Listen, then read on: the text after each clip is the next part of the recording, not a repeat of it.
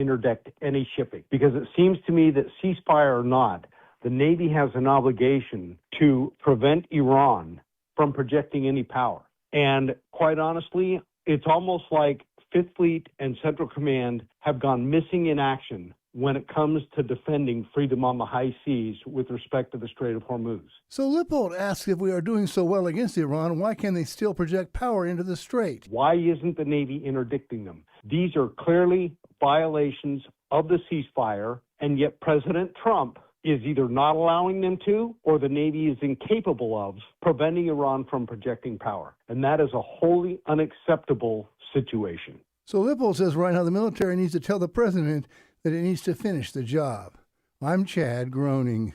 The Southern Poverty Law Center is facing 11 counts in a federal indictment, accused of funneling millions to white supremacist and extremist groups. Moms for America was just one of the groups that SPLC labeled as a hate group. Kimberly Fletcher is founder of Moms for America. Well, I was actually very excited that they're finally being called out for the fraudulent organization that they are. I mean, we're a national organization of over 500,000 moms across the country who are specifically focused on reclaiming our culture for truth, for family, for freedom, and the Constitution. And because of that, they label us a hate group. I mean, if that's where we're going in our country, we are in big trouble in America. And now that the Southern Poverty Law Center is being called out as for all of these things that they have done, you can see now that they are the extremist hate group that's funding the extremist hate groups while they're calling us an extremist hate group. 6 candidates vying to be California's next governor participated in the Nexstar California gubernatorial debate last night ahead of the state's June 2nd primary election. It's the first governor's debate since former California Democratic Congressman Eric Swalwell dropped out of the race. California Republican gubernatorial candidate Steve Hilton pledged to work with President Trump, who endorsed him for governor, to improve the lives of all Californians. Here's the thing that's going to help every Californian when I'm governor, is that we will have a constructive relationship and partnership with the federal government, which would be the case, I would hope, for any party in that situation, so that we can make things better in California. And shares have retreated in Europe and Asia, while Brent crude oil topped $100 a barrel. More news online at afn.net and on the AFN mobile app. I'm Rusty Pugh. The mission of AFA is to inform, equip, and activate individuals and families to strengthen the moral foundations of American culture and to give aid to the church here and abroad in its task in fulfilling the Great Commission. The vision of American Family Association is to be a leading organization in biblical worldview training in the interest of cultural transformation. Thank you for standing with the American Family Association as we seek to stop the erosion of godly values.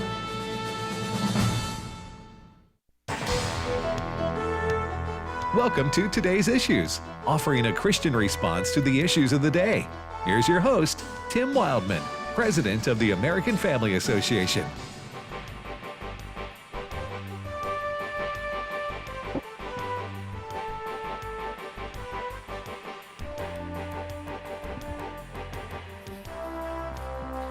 Hey, good morning, everybody, and welcome to Today's Issues on the American Family Radio Network. Thanks for listening to AFR on this Thursday, April the 23rd, 2026. I will introduce our panel today, and you can decide whether they're esteemed later on in the program. Tony Vitagliano, good morning, Brother Tony. Good morning. That's filling in for his old man, Ed. Yep, once again. All right. And I'll pass on the esteemed part. I'll vote on myself, not esteemed. I got another comment about that, but I want to get back. Fred Jackson, good morning, Fred. Good morning to you. And Chris Woodward. Good morning. So your dad, we've been friends for a long time, but I don't remember I always joke with him at the end of the year because he takes his vacation time when it's cold and dark outside. Yeah. And he saves it up. He does. And I've never understood that. Of course, that doesn't make me any better person than him because I take mine during the year. Right. When it's warm and sunshine. But I've always been curious about that. And here I'm proud of him for going ahead and taking some vacay time. Yeah. aren't you? Yeah, you know what? And if for no other reason than it's less time he can rub in my face at the end of the year, when he just starts disappearing every Friday. He's like, I got so much time, I can't even use it all. I know he gets. In December you don't see Ed anymore, and it gets back, and I wonder, I have to reintroduce myself. I'm Tim. I'm 2 offices down. Nice to have you on staff here. His door has cobwebs across it. Going to go in and chase the animals out of it. I'm proud of him for taking some vacation time when it's springtime out. All right, so we're going to get to some of the top stories in the news that we talked about at our show prep meeting this morning prior to the program. And yes, ladies and gentlemen, we do prepare for this show. I know oftentimes you wonder, did Tim prepare at all? The answer to that is most of the time. Yeah, I do. But we do have a breaking story in all seriousness that Fred's been tracking. Fred, what's going on here? Yeah, Southeast Georgia. We need to be praying for folks there. Yes. Their states of emergency have been declared because of wildfires. Dozens of homes destroyed. And the Associated Press story that just came out, it says wildfires tearing through the South have forced hundreds of Georgia residents to flee in minutes, leaving them distraught about their homes and animals they've been forced to leave behind. Mm-hmm. If you go to AFN.net right now, the image that the Associated Press just gave us, it looks like a war zone. Yeah, it's apocalyptic. It really does. It looks like a huge bomb has gone off. You have a burnt out car, trees. I'm just seeing on one of the networks up there that dozens and dozens of counties, they've had to declare states of emergency. And the smoke from these fires,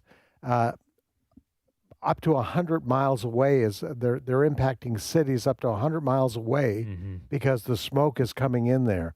And if you've ever experienced wildfire smoke, you know how bad that can be. If you've got breathing problems already, you're being warned to stay in the house. So this is really bad, folks. Yesterday we posted a story that said up to 50 homes had been destroyed, not only in Southeast Georgia, but in northern Florida.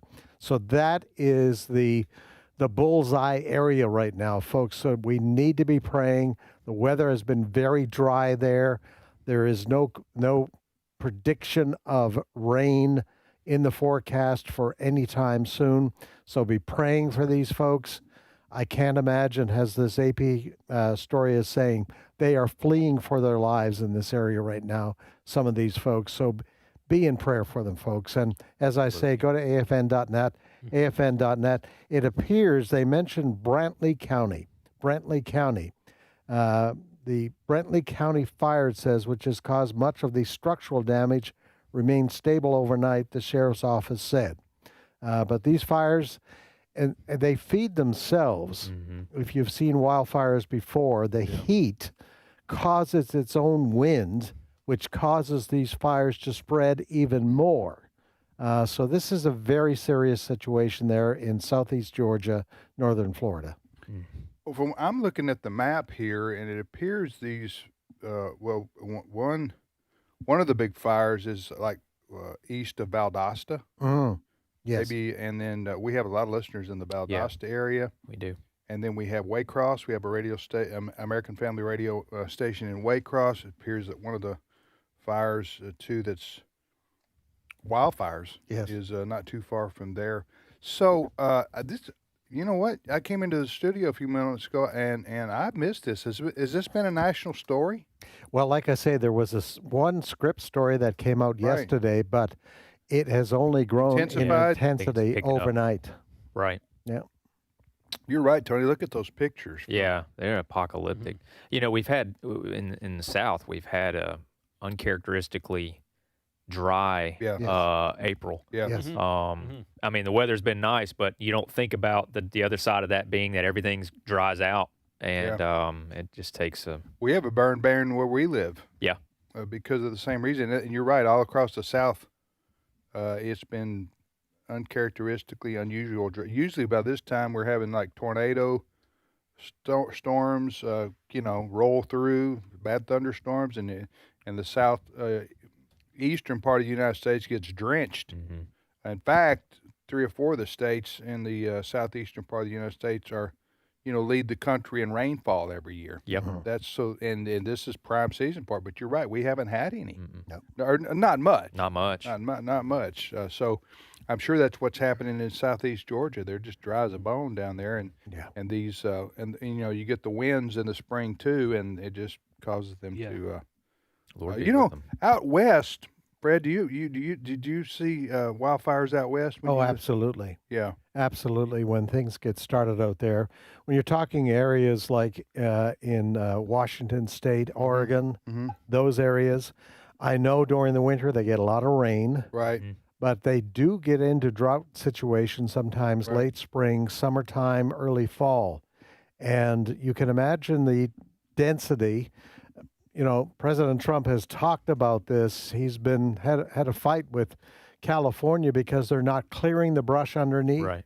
You get the kind of dead brush underneath, which is just inviting a fire. Mm-hmm. One spark. Why wouldn't you clean the dead brush? Oh, because of environmental regulations. Snail darter? Oh, yeah. We had one incident when I was working on the West Coast. And it was so frustrating. They wouldn't clear out that underbrush because of the spotted owl. Yeah. And as some of the people who depend on the forest, we're talking people, the lumber companies and that sort of thing, they said to the government, the spotted owl can move. If a fire starts, the spotted owl is out of there. Yeah, he gets up and flies away. All right. But this is your environmental wackos out there. We have to, like you say, save a snail or save an owl or whatever the case may be. And then these huge fires come, and then everybody's life is destroyed. Yeah. Including lots of wildlife that they claim they're trying to preserve. Yeah. Yes. Yeah. Well, you're right, Fred. We need to pray for those folks down there and the firefighters, especially. Oh, yeah. Yep. In southeast Georgia. Mm-hmm. You're listening to Today's Issues on the American Family Radio Network. Tim, Tony, Fred, and Chris. Chris, what's your first story? Well, from one developing news story to another, let's go to the Middle East, where President Donald Trump said today that he has ordered the U.S. military to, quote, shoot and kill small Iranian boats that are deploying mines that choke traffic through the Strait of Hormuz. Trump made the announcement on social media after, as he often does, and that came shortly after news that the U.S. military seized another tanker associated with the smuggling of Iranian oil, ratcheting up a standoff with Tehran over the strait through which 20% of all crude oil and natural gas goes through. So now it appears that he's going after those small boats that we talked about at length yesterday. Somebody called them mosquito boats. So, yeah, that's been a term used by a number of people. Mm-hmm. Yeah. So what's the strategy here, Tony? Well, I mean, we're, still, the blockade is still in effect.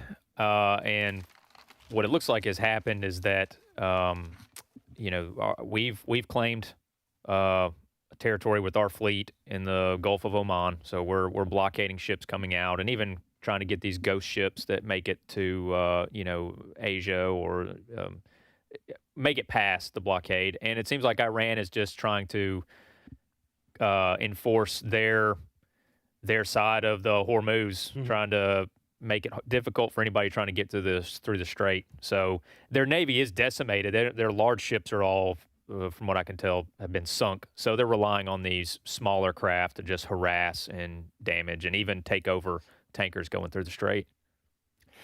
Again, the goal of the United States naval blockade is to shut down the economy of Iran. Mm-hmm. Yeah. Without having to blow up things. Mm-hmm. Right. That would be the hope. I think that's why President Trump and his team are holding back.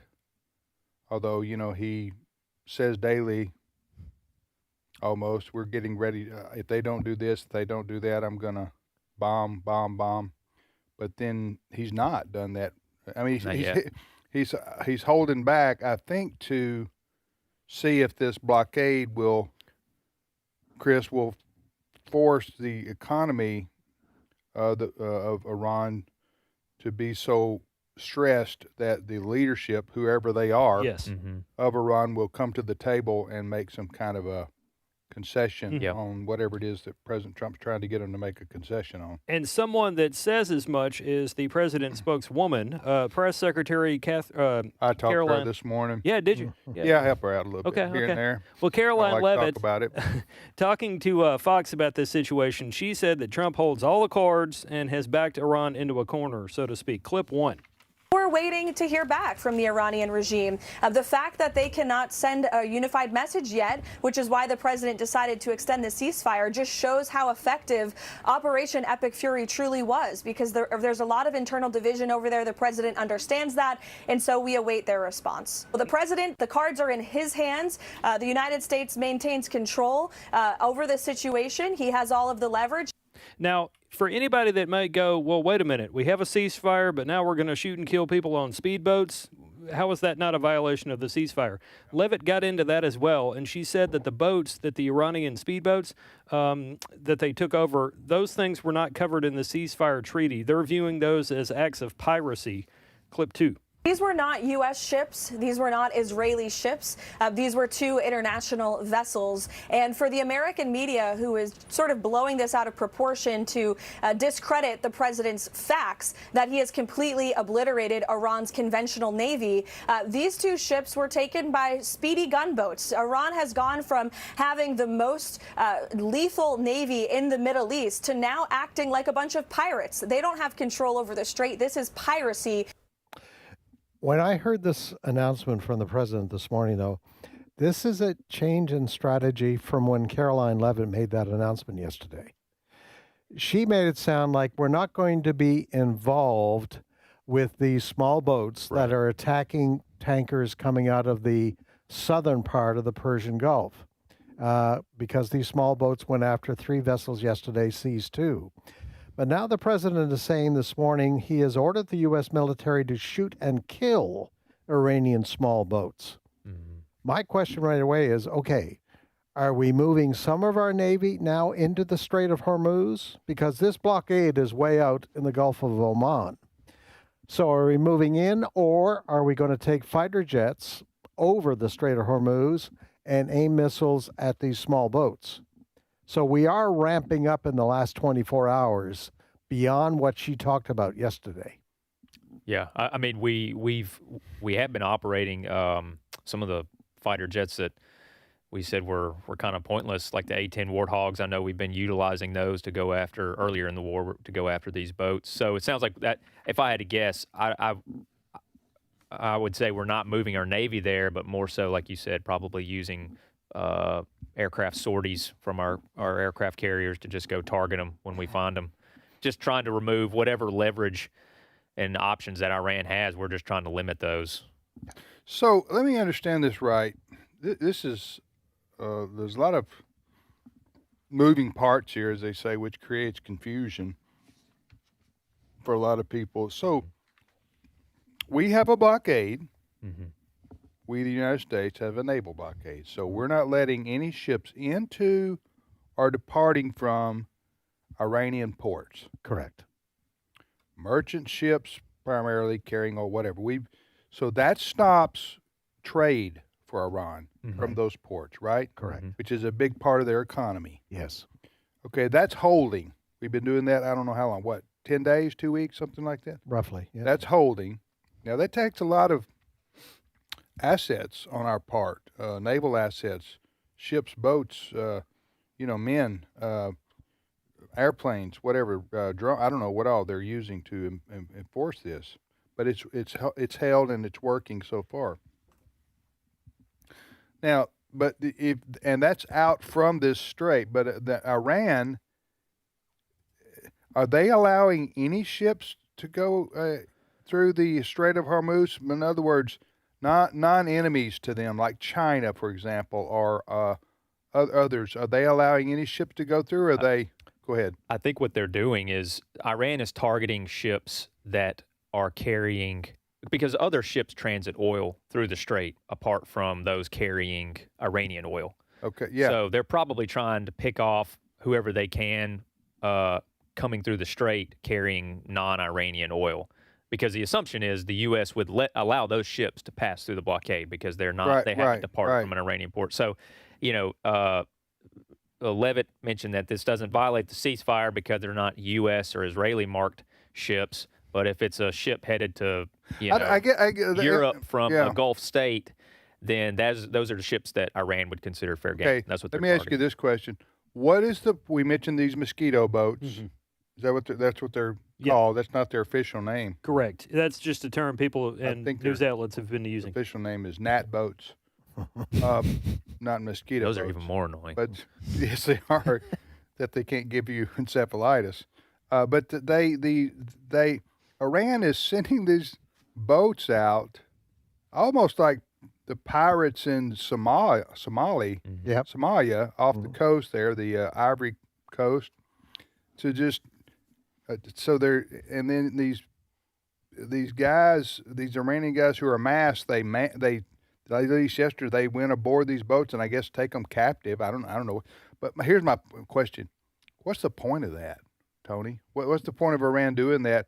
Why are they doing that? What are they hoping to accomplish here? I think they're just trying to do whatever they can at this point. They're just trying to make things difficult to cut off and put pressure on the other Gulf states because, like I said, they could be carrying oil from. Like if we're not going to do business, nobody else is either. Exactly. Okay. They want to make it dangerous for shipping companies to send ships through the strait. But now, according to Fred, President Trump has said, no, we're going to start blowing those boats out of the water. Yep. Am I right? Shoot so and kill. They're probably going to have a hard time finding volunteers this morning to, hey, who wants to go out and in the mosquito boat today?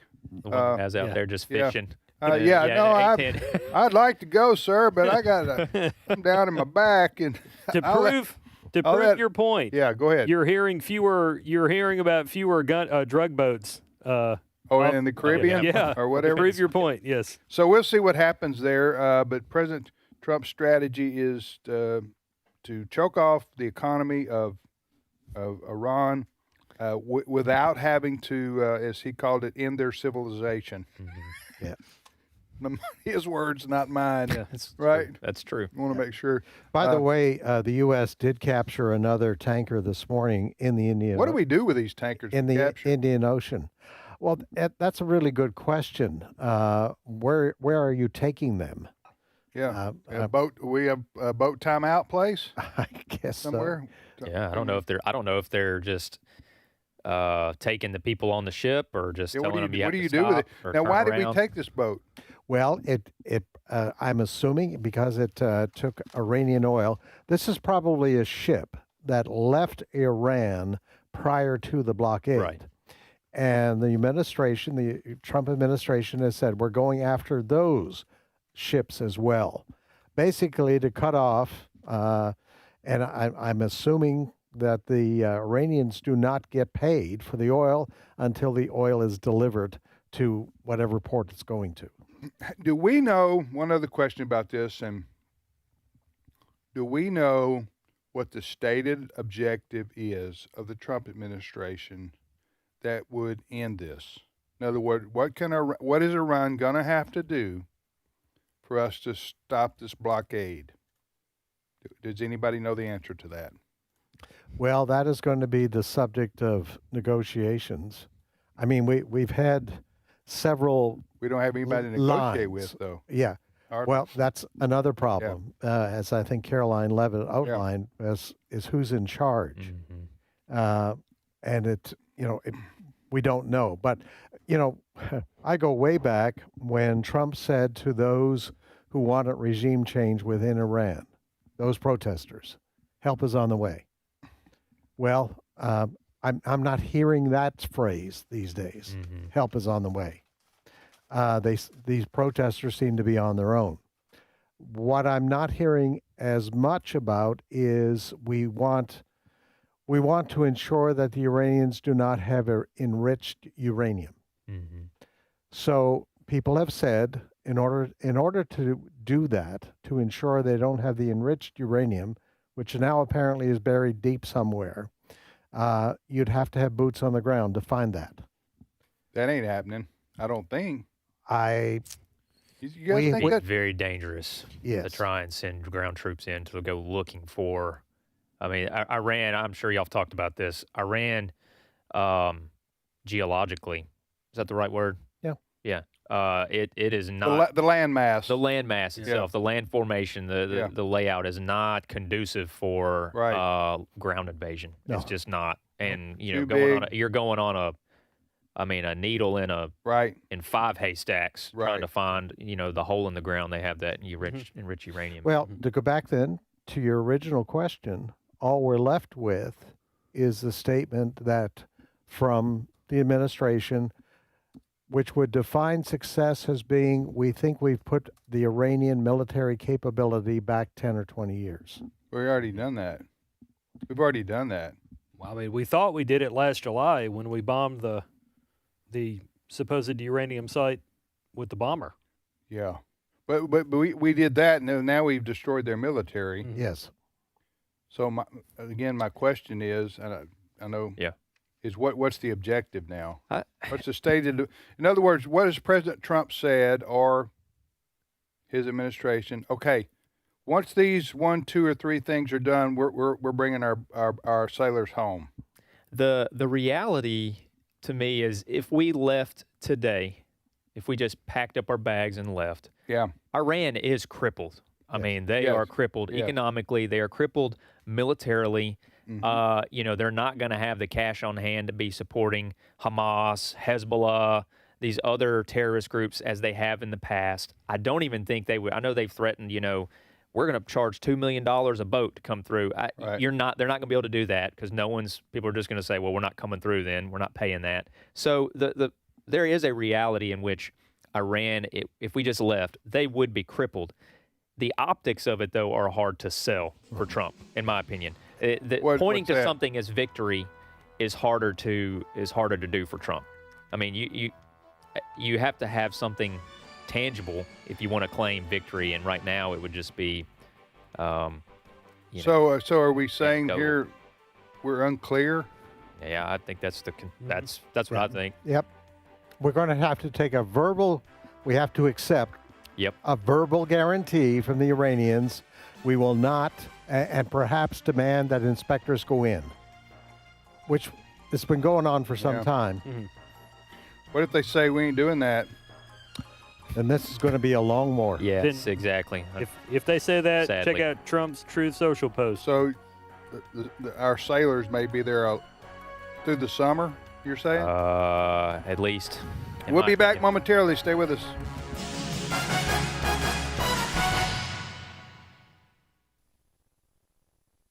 It's my turn. Here is your host for My Turn, Don Wildmon. Several years ago, I ran across what is to me one of the most beautiful stories I've ever heard. Maybe you are familiar with it, maybe not. I still want to pass it along. A fellow by the name of G.W. Rosenberry told it. He's dead now, but the story lives. Dr. Rosenberry was riding a train across the state to attend a conference. There were few people on the train, and he couldn't keep from noticing a young man who seemed very nervous. Everyone seemed to notice how restless and tense he was. He'd take a seat, sit for a moment, get up, and move. Finally, Dr. Rosenberry went over to where the young man was, sat down beside him, and spoke. "Do you have trouble, son? Is something bothering you? I would certainly like to be of help if I can." The young man looked at Dr. Rosenberry for a moment and then spoke. "Well, I don't mind telling you," he said. "Do you know where Springvale is?" Dr. Rosenberry answered, "Isn't it the next stop?" The young man spoke again. "Yes, sir. We'll be there in a few moments. That's my home. I lived there until 3 years ago. My mother and father live there still. But 3 years ago I had a quarrel with my father. I told him he'd never see me again. I packed my bags and left. It's been hard during the past 3 years. Many times I've wanted to go back. I wrote Mother often. I wrote her last week and told her I'd be passing through.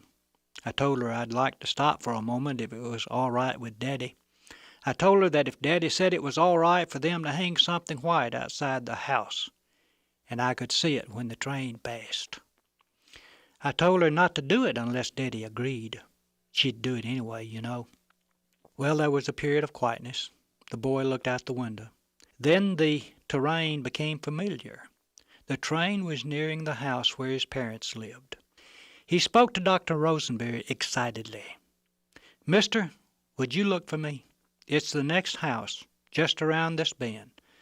I just can't look. If there isn't something white, I just can't look." Well, the train slowed for the curve and jerked a bit, stopping for the water tank. Nearly forgetting everything, Dr. Rosenberry just about shouted, "Look, son, look!" The little farmhouse was there amid the trees, but you could hardly see it for the white. The parents had taken everything white they could get their hands on and hung it out on the hillside. Every sheet, bedspread, towel, sock, handkerchief, everything white they could find was hung on that hillside. The boy became very nervous and pale. His fingers gripped the cheap suitcase. He was out of the car before it had completely stopped. The last the passengers saw of him, he was running up the hill to his home as fast as his feet would carry him. It's an ageless story. Remember how he told it? But while he was yet at a distance, his father saw him and had compassion, and ran and embraced him and kissed him. The white sheets are still out, and so many need to come home. This has been My Turn with Don Wildmon, a production of the American Family Association. But don't just listen to God's word. You must do what it says. Otherwise, you are only fooling yourselves. For if you listen to the word and don't obey, it is like glancing at your face in a mirror. You see yourself, walk away, and forget what you look like. James 1:22-24. This is Today's Issues. Email your comments to comments@afr.net. Past broadcasts of Today's Issues are available for listening and viewing in the archive at afr.net. Now, back to more of Today's Issues. Hey, welcome back, everybody, to Today's Issues on the American Family Radio Network. Thanks for listening to AFR. I'm Tim with Tony, Fred, and Chris. We thank you for listening. Ed's out today, and Ray Pritchard. Where's Ray? What's Ray doing? What's his? You got a doctor's excuse, Brent? You know why? Huh? He's probably preaching somewhere. He probably is. He's preaching somewhere. He's preaching. That's what he says. True. Anyway, Brother Ray does travel the world, honestly, preaching the Bible. If you want to read his stuff, go to keepbelieving.com. It's a great ministry that Dr. Ray Pritchard has, keepbelieving.com. Well, we will get back to some of our news stories we've yet to cover. But before we do, we have a friend, one of our friends on the line from California, James Lambert. James has been with us before. I've known James a long time, and he travels the country, goes to college campuses, and just cold calls for Jesus, basically, is what I call it. He goes to witness and share and talk to students. Been doing that for years. And he also writes books about a lot of books about famous people's testimonies. And he joins us now. Good morning, James. Good morning, Tim. How are you? I'm doing great. Are you in your home state there? Yes, sir. I'm in North San Diego County. You've lived there a long time, haven't you? Yeah, for quite some time. I was actually born in California. Yeah. In La Jolla. And that's where the surfers are, right? I've been there. Yeah, that's what I grew up with, and I enjoyed surfing. Yeah. So James, you've got a book out, a new book, More Amazing Stories of Divine Intervention, right? Certainly do. It's it features a number of well-known people. I just had it's a great way of sharing your faith with people. That's what I found. because I've gotten responses from people from around the country that people who gave my book to friends or relatives, and they ended up finding Christ. It's a great way of sharing your faith. Testimonies can do that, and that's what this does. But your first book was Amazing Stories of Divine Intervention, right? Right. Now, in fact, that's when you featured. Go ahead. Yeah, and what's interesting, with that book, I got a chance to look at this.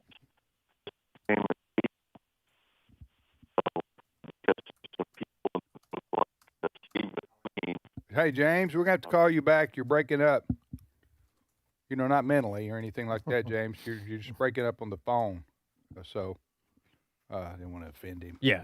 You know, hey, you're breaking up, man. No, I'm not. I'm of sound mind. So we're calling him back. Try to get him back on the phone, James. James, he's got some great stories about very famous people that. Yeah, I was just looking at the list, and I'm not going to try and steal his thunder if he wants to talk about him, but I'm looking at some of the stories. Dwight Eisenhower, Rock Hudson, Mickey Rooney. These are baby boomer names, but still. Yeah. Huh? Is he back? So, I mean, some of these look, well-known people. He's got a great story about what was Steve McQueen? Mm-hmm. Yeah. Who came to know the Lord. Yes. Oh, really? So, yeah. Yes. Steve McQueen, who's a very famous actor. James, you back? Yeah, I certainly am. Okay, stand where you are. Okay? Don't turn your head and don't move around, because we got you right now. Okay, James wrote. You've written more amazing stories of divine intervention. We were just talking about your first book, which was amazing. You featured the testimonies of. Name 2 or 3 of the people you featured in your first book. Steve McQueen was one of them, and also there was a great story in there about Ronald Reagan. Tell us that. Tell us that one. Tell us that story. Well, I got a chance to interview his son, who sadly passed away recently, and a lot of people aren't aware of this, but Ronald Reagan would have regular Bible studies in the White House, in a subsidiary little side cottage in the White House, and he totally was a believer in Christ. And also, there's a great story in that book about George Washington. I got access to a private library that was owned by the previous owner of the San Diego Union Tribune that had over 200 letters of George Washington. And from that, I found out about his strong faith. In fact, he was the first of the founding fathers that got rid of his slaves. And he also, during his second term in office, tried to get rid of slavery. A lot of people aren't aware of that. And it was turned down because, as a lot of the states back then depended on, for agriculture, the slave population. So, but the bottom line is these stories are a great way of sharing your faith, and that's important. I also broke the story on Mickey Mantle coming to Christ 2 weeks before he died. He had serious alcohol problems. Yeah, I remember that. And Bobby Richardson helped too. Right. One of his teammates on I got a chance to interview him too, but it was announced on World Net Daily, and it hit a lot of people because of that. Yeah. We're talking to James. We're talking to James Lambert, joining us from California. James is a longtime friend of mine, and he has written 2 books now.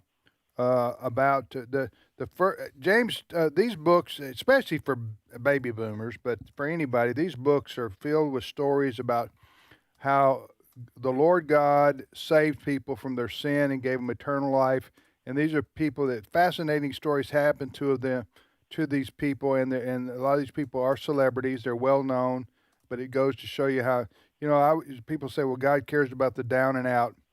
Well, that's true, but God also cares about the up and out. Mm-hmm. The people who. Oh yeah, definitely. Yeah. So. And in my first book, which was an anti-porn book, this wasn't the testimonial. Last two, your father was gracious to recognize, and he gave me a nice comment on the book in the back of the book. And what's interesting, and I don't think you know this, but with that book, I got 3 death threats. Yeah. And what's incredible is the problem. Why did you get death threats? Which book are you talking about? The first book, Porn in America. Okay, why did you get death threats over that?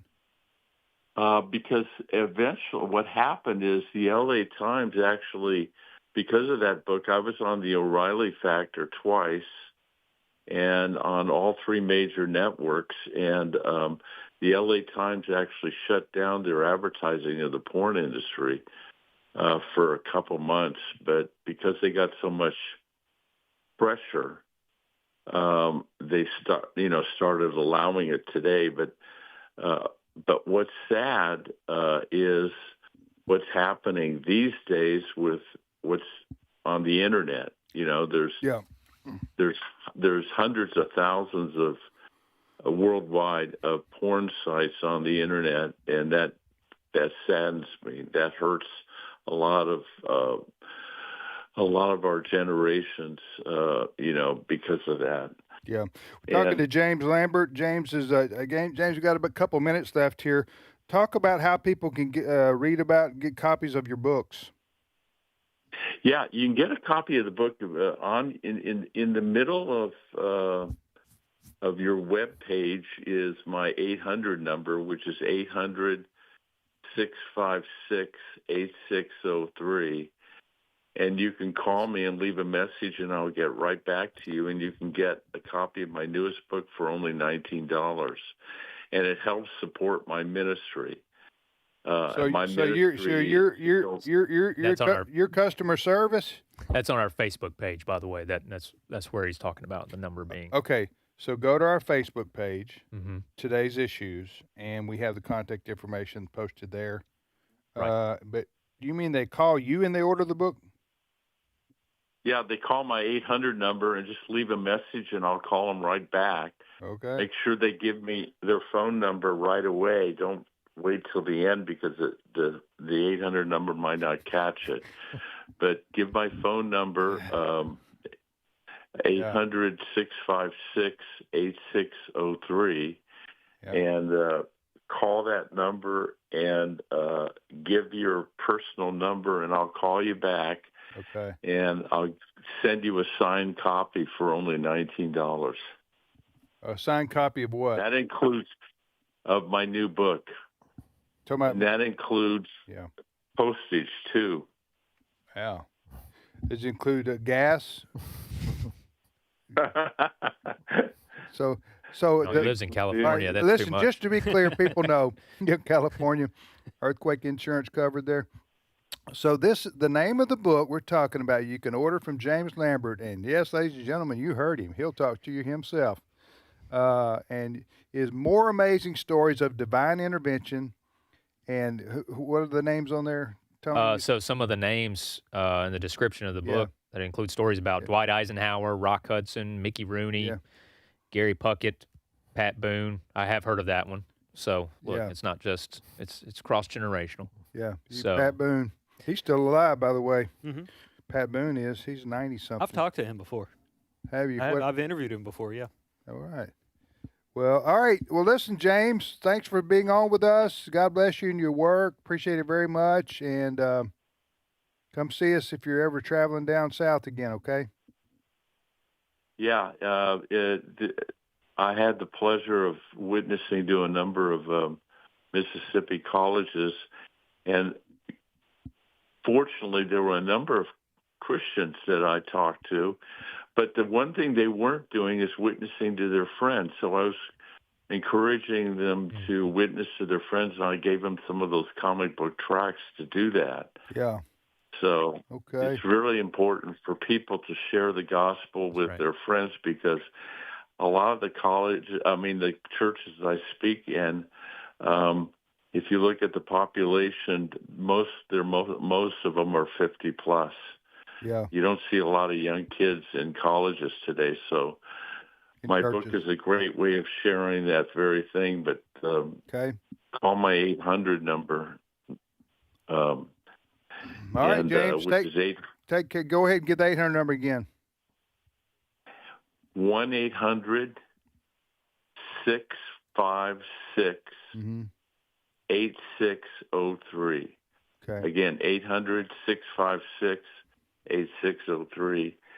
And I will personally get in touch with you. Give me your phone number right away. All right. And I'll send you a book. Okay. Thanks, James. Take care, my friend. God bless you, and enjoy. You still get out there and surf a little bit, do you? Yeah. Not much, because I'm older. It's harder to get up. Yeah. You ever seen a shark out there? It's been a long time since I've seen a shark, but yeah. All right, thanks. Thank you. Thank you. Thank you, James. Sorry, folks. I apologize for talking over James. So it's difficult sometimes to do a live radio program with somebody's, on the phone. There's a delay. It's a delay, and then I feel like, well, I've got to talk because there's silence, and then he starts talking, and then I start talking. But James is a great guy. I've known him for a long time. Loves the Lord, and he on his own expense, he travels. He's done this in many states. He'll go to a state, and he'll just go to a campus, and he'll have a sign or something, or or handing out gospel tracts, and he'll engage with the students. He's not bashful about sharing his faith, and he's passionate about seeing people get saved, come to know the Lord. And but these books are really, really good stories about how God intervened in people's lives. You're listening to Today's Issues. I didn't know he was going to say, call me on my, but you got him on Amazon too, didn't you? His book looks like it's available probably on a lot of different retailers places like that.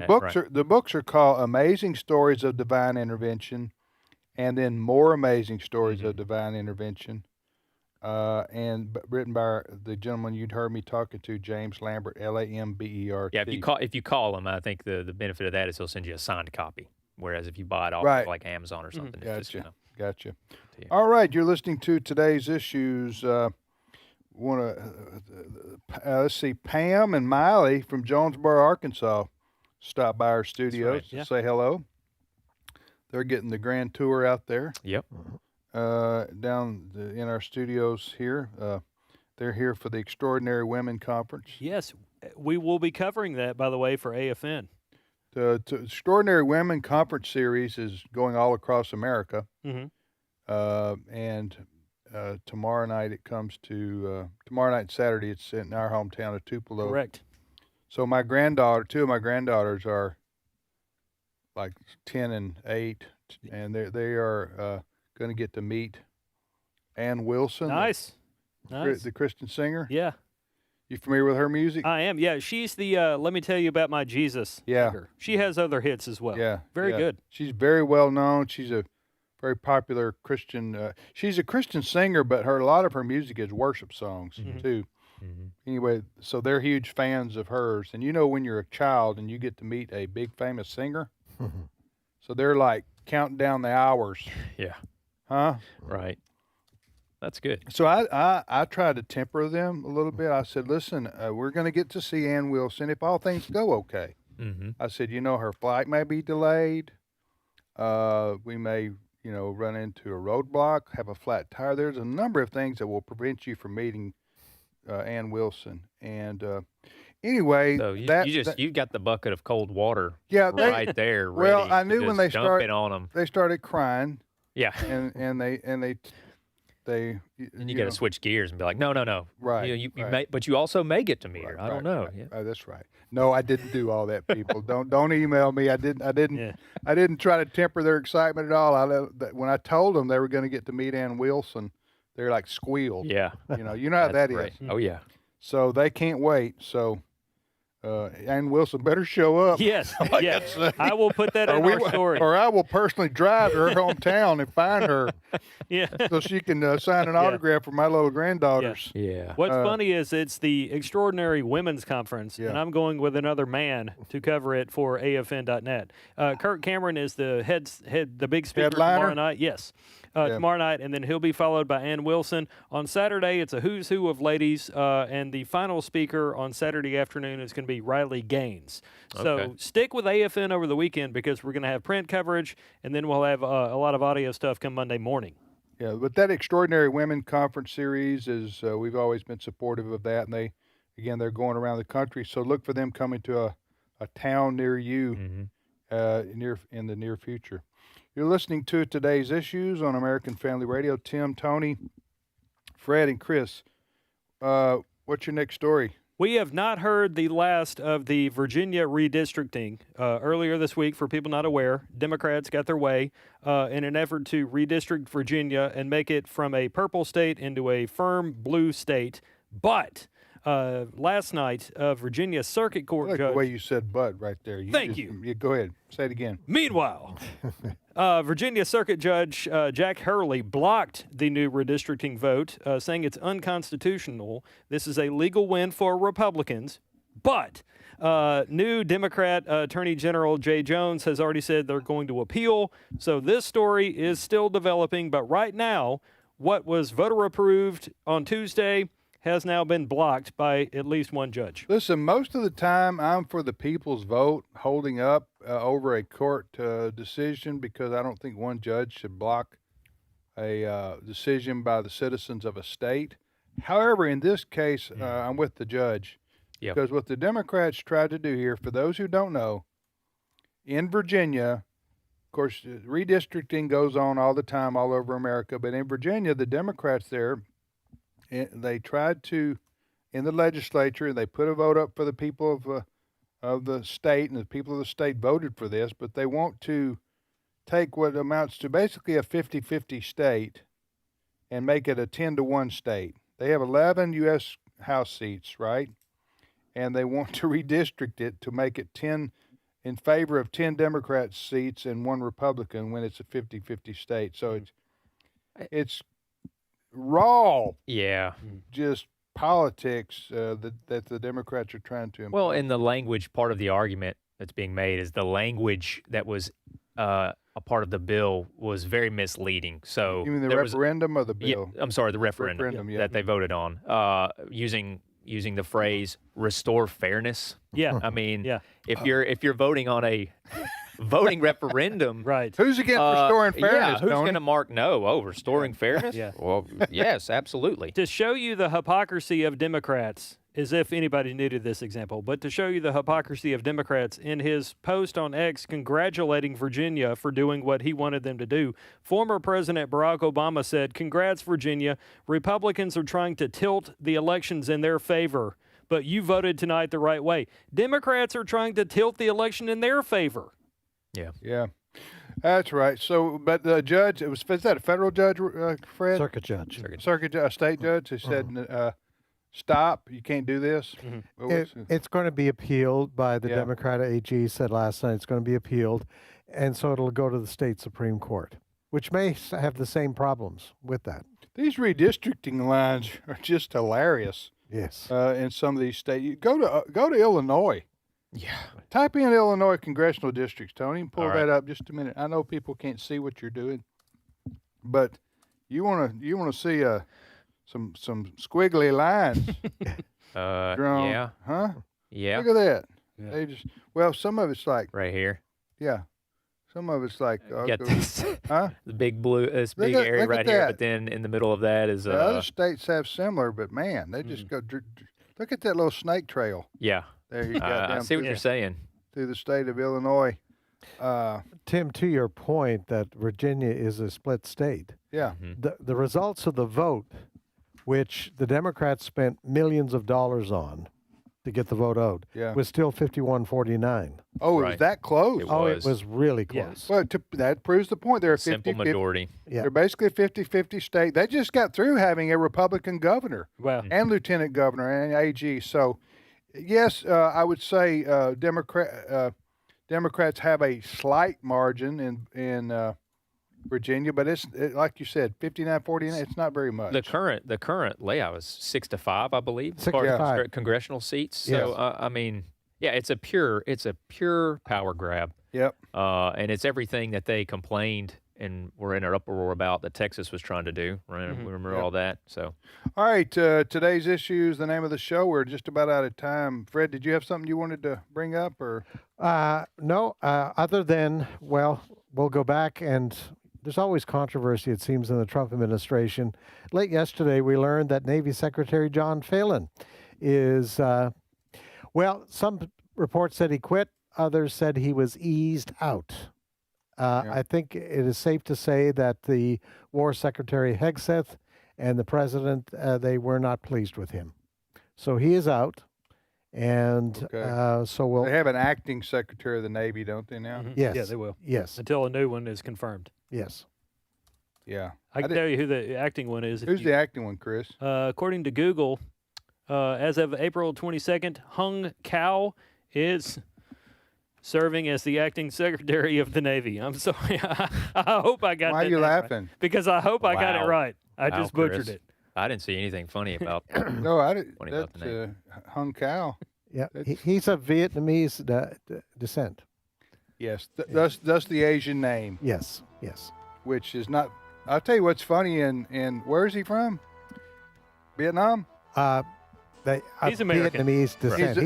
He's of Vietnamese descent. And yes. If you were having a radio show in Vietnam and they said Chris Woodward.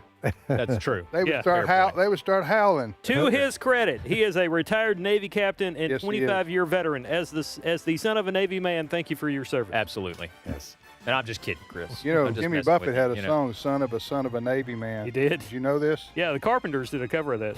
Yeah. Chris always comes back to the Carpenters for Chris. When in doubt, when Tim asks you a question about music, just guess the Carpenters. Guess the Carpenters. All right, we'll be back momentarily with more of today's issues on American Family Radio. Steve Paisley Jordahl is right around the corner.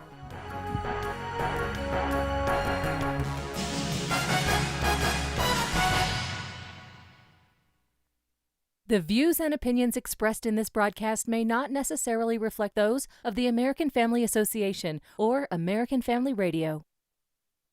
Faith, family, freedom. American Family Radio. Where can you access instruction and inspiration from scholars, apologists, authors, preachers, and activists to deepen your Christian understanding? You could enroll in seminary, but a better way might be the AFA Cultural Institute. You'll find a collection of more than 50 informative inspirational video lectures with more to come. Visit stream.afa.net to experience the AFA Cultural Institute. This is American Family Radio, a listener-supported ministry of the American Family Association.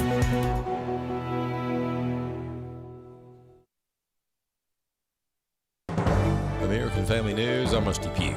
President Trump providing an update on the situation between the U.S. and Iran today. Brian Yunus reporting from Tel Aviv. The president posted on Truth Social saying that the United States will triple its efforts in clearing the Strait of Hormuz of Iranian mines. This comes after the Pentagon told Congress that it'll take at least 6 months after the war has ended to clear the Strait of Hormuz of those mines. The president writing, quote, "I have ordered the United States Navy to shoot and kill any boat, small boats though they may be, that is putting mines in the waters of the Strait of Hormuz. There is to be no hesitation. Additionally, our minesweepers are clearing the strait right now." Meanwhile, economic pressure on Iran continues on this 10th day of the U.S. blockade of ships to and from Iranian ports.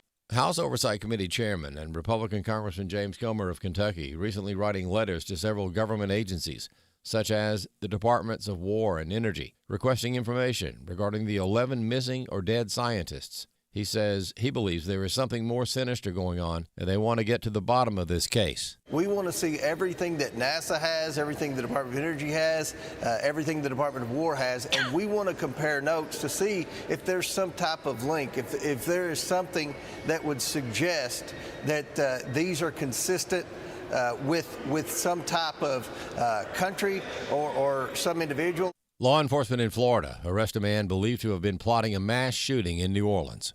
Deputies in Okaloosa County, Florida, in the state's panhandle, have Christopher Gillum in custody. He's from Chapel Hill, North Carolina, but he's wanted out of New Orleans for threatening a mass shooting in the city, very likely during this week's upcoming Jazz Fest. He was identified using cameras and taken into custody at a hotel in Destin, Florida. He was found along with a handgun and about 200 rounds of ammunition.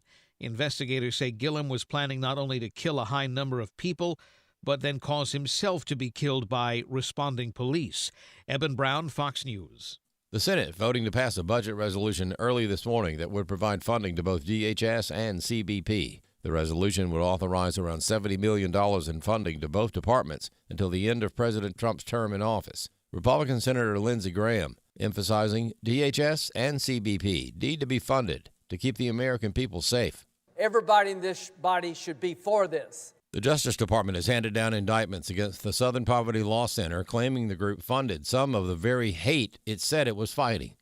Steve Jordahl has reaction from the American Family Association. The Justice Department says the SPLC paid the leadership of several white supremacist groups, including Unite the Right, which was responsible for the Charlottesville protests in 2017 that resulted in the death of a protester.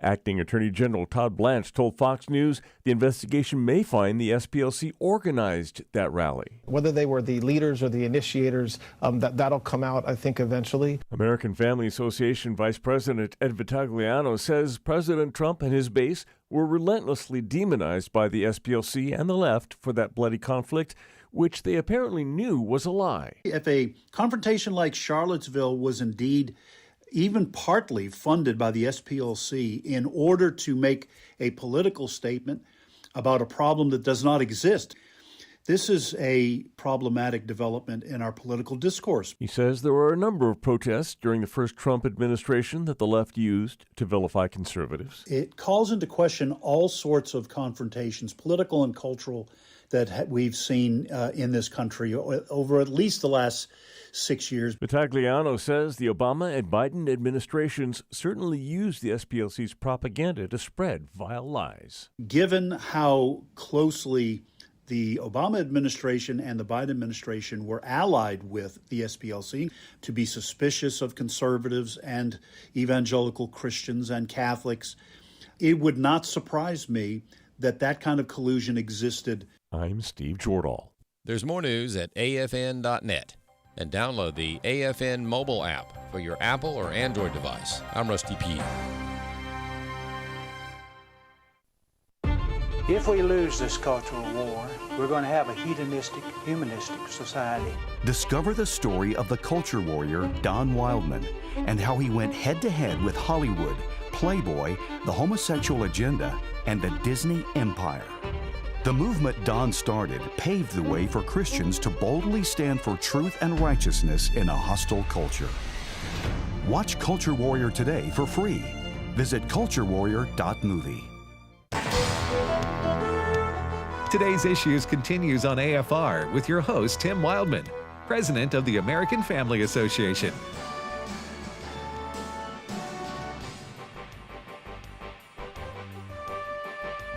Hey, welcome back, everybody, to Today's Issues on the American Family Radio Network. Thanks for listening to AFR. Tim, Tony, Fred, and now Steve Paisley Jordahl joined us. Good morning, Steve. Hey, everybody. A little more plaid today, I think. Yeah. I guess you got some plaid on, yeah. It's a polo. Is that a polo? It is. Or is that a knockoff? No, it's a real thing. Is that a real polo horse? A real polo horse, yeah. Okay. All right.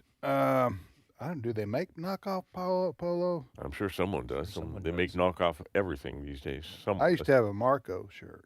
Ah, yes, but then everybody, would they call for you? Would they find you? Yeah, and then everybody started buying polo, and I didn't, you know what I'm saying? I went with the crowd. on that one. All right, Steve, what do you got? All right. Hey, I want to start here with a public service announcement. There was a tragedy that happened yesterday. The Justice Department indicted the Southern Poverty Law Center on 11 counts of funding of racist organizations and everything. And I just have to say, there's a group out there that is going to suffer because of this. And I want you to hear from your local racist who's having a hard time right now. Cut 15. Hi, I'm Stephen McLaughlin with the Southern Poverty Law Center. Every day, hundreds of racists want to spread hate in their communities, but they are an increasingly marginalized group. Without funding, they are often unable to continue their important work, the work of being racist. This is local racist Randy. Randy hates black people. And the Indians. And the Indians. But without your support, he runs the risk of not being able to be racist against anyone at all. With the price of lumber, I can't afford to build a cross to burn anymore. But I can with your help. Remember, without the Southern Poverty Law Center, racism might disappear forever. And that would be bad for the Southern Poverty Law Center. There you go. Who was that? That was the Babylon Bee. Thank you very much. The Babylon Bee. Yes. Well, they're having fun with that one, but that's not too far from the truth. No, it isn't. No, well, at least what the accusations are by the United States Justice Department. That's correct. Against the Southern Poverty Law Center. They were, I think the criminal accusations are like wire fraud and things like that, but the Southern Poverty Law Center was charged with paying off the very people they said they stood against, with the idea that we need to create more racism so we can raise money to fight racism. How do we do that? Well, we fund the racist. Makes logical sense, I guess. Yeah, think about it. That's what they're saying. No, we were just trying to. Yeah, they're saying they're paying informants, things like that. A lot of money, though. Yeah. $3 million, I think, was the total amount that they said went. Yeah. These are donor money and some tax dollars, by the way. Yeah, but that was pretty clever little comedy skit there. I thought so. Had the music from the background of the homeless dogs. Yeah, that's right. I picked up on that this time. You said the dogs the arms that of have a been racist abused. or something. Yeah. Yeah. So, all right. So he didn't have but he said because of the high cost of lumber, he could not afford to build a cross to burn. Right. That's because the KKK were known burns for that. crosses. Yes. But with the inflation like it is, that's right. Put hate on a. That's when the SPLC just steps in. Put the KKK out of business unless you make a donation. Get the bailout, the big bailout from the SPLC. No, yeah. Anyways. All right, Steve, what's your next story? So there's been some news in the that's kind of gone over the wires now about Noah's Ark. It's still out there? It's still there. There is an archaeological team somewhere in Turkey at what is known as the Dupinator. Oh, what? Yeah. It's a site That's where what they used to call me in class. Did they? And I failed. Dupinator. This is a site where they believe they have found the remains of the Noah's Ark. And what they've done, and now I reported on this back in 2025, so this is, I don't know why it's making the rounds again, but what they have found, and I'm going to let you listen to one of the scientists, the archaeologist, Andrew Jones. They have used ground-penetrating radar, and they have found in the structure that they believe to be Noah's Ark things like corridors and tunnels, right where the Bible says they should be. It's amazing. Let's listen to cut 13. Greetings from the mountains of Ararat, where the Bible says the Ark landed. I'm about 1 mile from the Iranian border, and in this remote area, this boat formation was discovered in 1959. But our new research has shown that there are tunnels about 4 meters down and about 2 meters high going down the center of the boat and on the inside edge of the hull shape. And so we really believe that this layout showing tunnels and also possible support beams and walls would suggest that it's a man-made object and not just a natural formation. Fred, what do you think about this? Well, I always get excited when we get news from archaeologists like this, and excited but not surprised. Because more often than not, and I would say 95% of the time, when we get these stories, it confirms exactly what Scripture has said. That's right. So I'm delighted when I hear the stories, but not surprised because God's word is 100% accurate. Yeah. And the hope of secularists is that, well, the advancements of technology would continue to disprove the Bible, right? And Or disprove the exists, or disprove, because it hasn't yet. Yeah, well, exactly. But what we're finding is the advancements in technology are allowing us to discover the truths of the Bible, and as evidence, physical evidence. So Noah's Ark, that's where Noah's Ark. The Bible says it's Noah's Ark disintegrated. landed. It's disintegrated, right? Yes, but it left a mound, a formation. They call the Dupinar Formation. You can look it up, and it looks kind of boat-like, I guess. It's some odd shapes in the terrain, and this is where the Bible says it landed on Mount Ararat. This formation. Is that in Turkey? It is. This formation is very close to the Mount Ararat. It's in the hillsides around Mount Ararat, which would be considered Mount Ararat if you generally. And they are continuing to get technology. Now, they found that where it has disintegrated, but the soil that it has become has different properties than the soil that surrounds it. And it's consistent with what it would look like if wood had disintegrated and been backfilled in with dirt, or become dirt as it disintegrated. So what about these tunnels, though? What is? So the God gave some very specific instructions on how to build the ark, and there's certain levels, and of course you have to get from one end of the boat to the other to feed the animals. There were living quarters, so there were rooms and everything, and what they're finding with this ground penetrating radar is that the tunnels are they're finding where the corridors in the boat, so that Noah and his family could walk one end of the ship to the other, should be.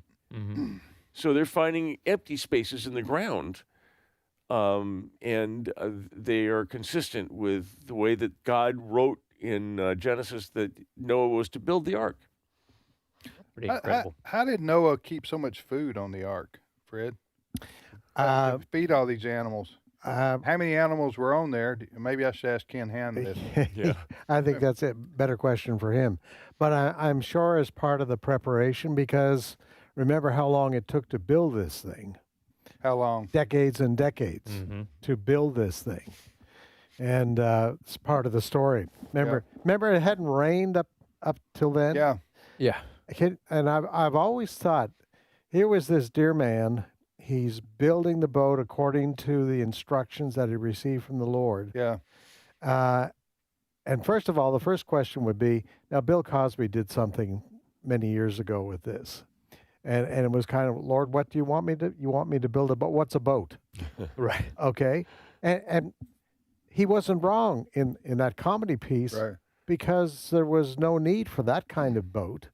And you can imagine the mocking that Noah received. You're doing what for what? Yeah. And the thing is, and this is why we shouldn't be discouraged when people laugh and mock at Christianity. Noah put up with that for years and years and years, and at the end of it, I think he was faithful in witnessing, here's what God has told me to do. I don't think he ever backed away from telling people that.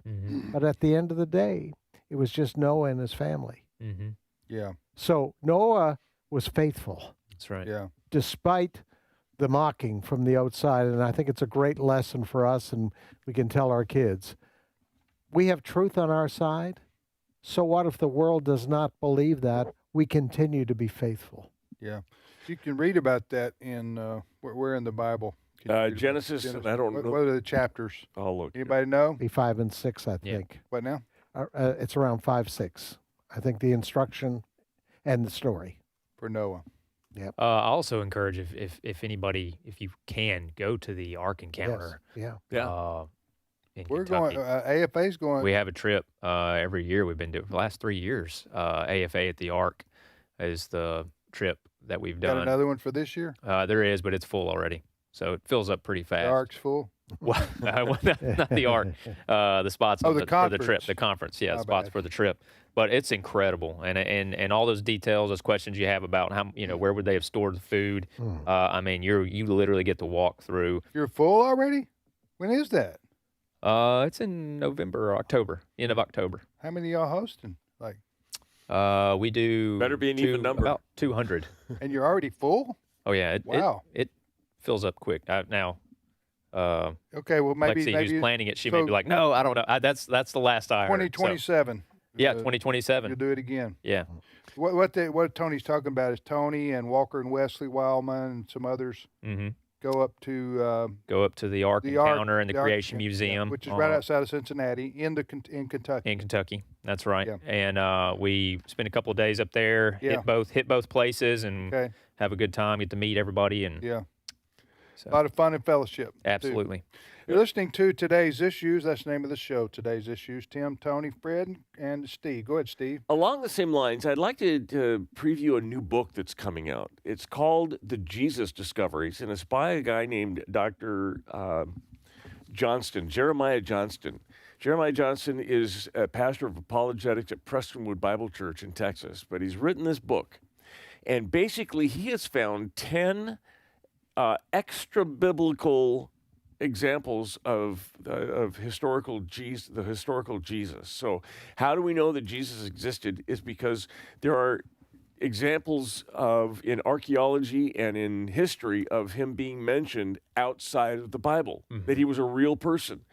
And he has a new book out where he has 10 historic finds that represent Jesus outside of the Bible, and they are the Shroud of Turin.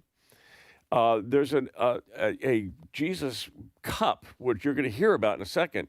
There's the James ossuary, which they say is the bones of James, the brother of Jesus, the bone box, where they found this. And inscribed on the box is James, brother of Jesus. He's talking about early skeptics. He's talking about some papyrus. Yeah. There's the works of Josephus, who was a historian. There's the Dead Sea Scrolls. But this cup is interesting. What you're going to hear him talk about is it's called the healing magic. Now, don't let the word magic take you away. Imagine you're in the first century. It's a time when medicine is hardly anything is known. Disease is rampant. A lot of people are dying of incurable diseases, which we wouldn't even know now. I mean, it's since been cured. But there is stories about a man named Jesus who was able to heal people. And so what happened was they found a cup, and he'll describe this in a second. And on it had the inscription was the healing magic of Jesus. It was a folk artifact that someone who lived in the days immediately following Jesus, that they wanted to do something they thought was a lucky cup. They put Jesus' name in there because they remember hearing about a guy that healed people. So let's listen to cut 14. This is Jeremiah Johnston. In the Jesus Discoveries, it was such a joy to unlock very recent discoveries about Jesus that every single follower of Jesus Christ must be aware of, because they bring you closer to Jesus and they make you more intelligent talking about your faith. Jesus is made famous as a miracle worker and as a healer before his resurrection. If you study the fact that 25% of the Roman Empire was sick, dying, or in need of immediate medical attention on any given day, no wonder Jesus' fame as a miracle worker and as a healer was so profound. We have discovered a cup just in 2008. This is very recent. A cup that was submerged in the ocean in Alexandria has been recovered. The cup is dated to 50 AD. We're talking less than 20 years after the resurrection. And on the cup, it's now called the Jesus Cup, famously, Die Christu hoc oestes, through Jesus, the enchanter or the magician. In other words, Jesus' name was so powerful, it was being invoked by pagans around the Mediterranean world because they had heard this name Jesus healed people and it had power. Who was that we're This hearing? is Dr. James Johnston. I'm sorry. Jeremiah Johnston, who is the author of this book called The Jesus Discoveries. We're going to have him on today's issues as a guest soon. We are. We're trying to get... because Ray Pritchard told me about this. What's the title of the book again? The Jesus Discoveries. And so we'll have Dr. Johnston yes, on our show not too long from now. What do you think about that, Tony? I'm again to quote Fred. It's amazing. I'm not surprised to hear about these discoveries that continue to prove what we know to be true. And hopefully, my hope would be that books like these and these discoveries that come up will drive people to read God's word, right? The living word of God, and Amen. will come to know God and His Son, Jesus Christ. So I will say this: my wife's got me. She's always got my back. She messaged me and said that the AFA at the Ark event is not full. So if you go to afa.net/events, it seems you can still register for that. So I was wrong. That's hard. So my to wife say. gets to hear that on the air. She gets to Yeah. hear it at home all the time, but now she gets to hear that on the air. So So if you want to join AFA at the Ark coming up in November. correct. At the end of October. End of October, what do people need to do? They need to go to afa.net/events, and you will see there is a button there, or a kind of a banner for AFA at the Ark. Give it one more time. afa.net/events. Have you ever heard of a website saying /? No, it's sorry, I won't nerd out on you. Have you ever heard that? I'm serious. I've never heard that before. Everybody always says /. They have different functions. A backslash and a forward slash have Exactly. different functions in programming. Yep. Wow, I knew that, Steve. Sorry, of course Just you did. testing us. See? Like I don't know these things. I know that. There was I'm just always a saying- debate about which one was which. Which was forward and which was back? But yeah. But a back. What would you call /? So backslash. People never say /net. I mean, that's usually put in a home, right? In the kitchen. All right? Yep. Yeah. All right, Steve. Fred, feel free to jump in if you got a story over there we need to get to, but Steve's got a docket over here, too. Yes. No, go ahead, Steve. Go ahead, Steve. Yep. Well, I want to highlight an op-ed that I came across from the New York Times that is saying that older Americans are hoarding America's potential and need to share all of their resources with the younger Americans. This is a socialist. This guy that wrote this, his name is Samuel Moyn. He is a professor at Yale. His grandparent issues, evidently. Right? And this is what he writes. He says, older people should be required to give more to younger Americans and national priorities, meaning pay more taxes. It's critical to the future of our democracy. You see, older people are hoarding all of the wealth and the property. They're not sharing, and they're not distributing their wealth to younger Americans, and it's just not fair. And so he writes in the New York Times, older Americans own much of the most desirable real estate in the country's best cities, and they're not moving. And so he has some solutions. He wants to make it easier for younger people to cast a ballot by requiring routinely, since current retire requirements currently hurt younger voters that move around a lot, so he wants to lower the voting age. He wants to put policies in place that transfer jobs, houses, and wealth down the generational chain to make it almost required that you give your home to your kids. Is he related to Mamdani? He might be. Mayor of New York? They certainly have the same. Who is this cut guy? from the same cloth, that's for sure. Does he have a lot of followers or something? What's his influence? His name is Samuel Moyn. He's a professor of law and history at Yale, and author of a new book called Gerontocracy in America. Gerontocracy, Gerontocracy. How old is he? How old is he? I don't know how old he is. That's what I'm about to do. The quick math, Fred. I'd like to know that. Second. So I just looked up when. So he's 54. Oh, okay. He may feel differently about these ideas. Yeah, give him another 10 years. Yeah. He'll write a follow up on why. You know what? Why I think it's a good thing that you get to keep whatever you've paid for. Right. So. Listen, when anybody advocates for this forced transfer of wealth, they're a communist. Exactly. Yeah. That's what they are. Yeah. And that's where this guy is.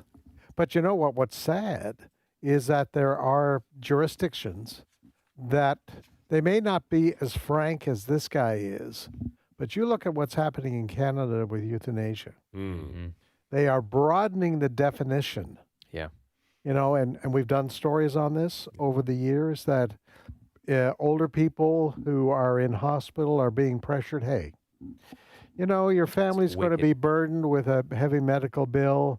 You've lived a good life. You know, we can quietly put you asleep and your family will not suffer financial loss. Yeah. And if you think I'm kidding, read some stories on this. It's wicked.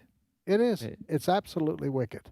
And they're not only is the left proving we've known they're anti-life because of their stance on being so pro-abortion. Oh, yeah. So they're anti-life in the womb. Why it's not a surprise to me that they would also be anti-life, you know, in at the end of your life. No regard for life or God's plan for people. I remember reading a story about a lady who she went to remember Dr. Kevorkian? Remember all that? Oh, yeah. Yes. She went to either Dr. Kevorkian or one of his proteges. She flew from like Michigan to California to get assisted suicide. Mm-hmm. And she had an assisted suicide. I didn't even know they were. I don't know. That's not getting much. I don't know if they're still doing that or whatever. Well, and like as Fred said, in Canada, it's. But anyway, so she thought she had a terrible disease, and they did a autopsy or something. I'd go back and dig this story up, but only to learn she didn't have the disease to the extent that she had been told that she had it. Yep. So she had basically had herself killed, and she didn't have as serious. She didn't have a disease like she thought she had been. Yeah, it was terrible. Terrible story. All right. Well, listen, thanks for joining us today on the program, Steve. Appreciate it. My pleasure.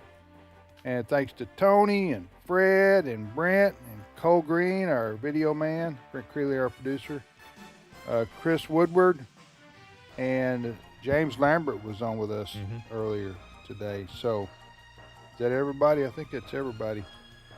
And we thank you for joining us. Tomorrow's Trivia Friday. Is it? I'm here. Oh, Tony's here to filling in for his old man. Tomorrow, I think JJ, the old man, Jasper, will be with us tomorrow, too. So we'll see you back here then.